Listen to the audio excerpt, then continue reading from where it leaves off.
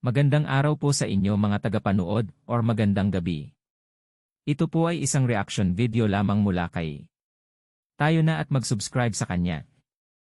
Pa-subscribe na rin po sa channel ko. Tara na at nang masimulan na natin. Naiulat kamakailan ang pagsusuplay ng armas ng North Korea sa Russia.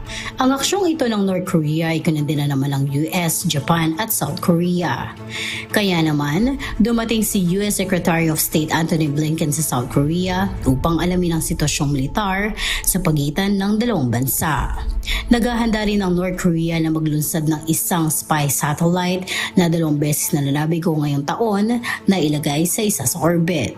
Naniniwala ang spy agency ng South Korea na ang North Korea ay nasa huling yugto ng paghahanda para sa paglulunsad.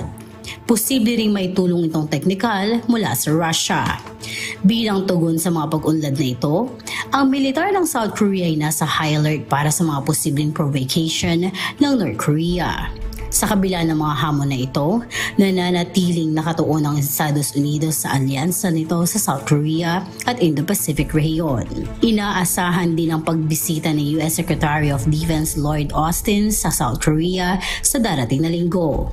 Ito ay upang tulungan ang bansa na maglunsad ng kanilang kauna-unahang spy satellite. Samantala, itinalaga ng North Korea ang November 18 bilang Missiles Industry Day upang gunitain ang paglulunsad ng bansa sa isang Intercontinental Ballistic Missile o ICBM noong nakaraang taon.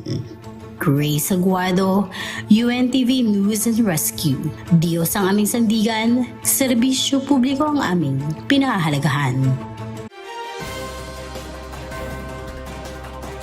Maraming salamat po. Huwag kalimutan mag-subscribe na po tayo kay.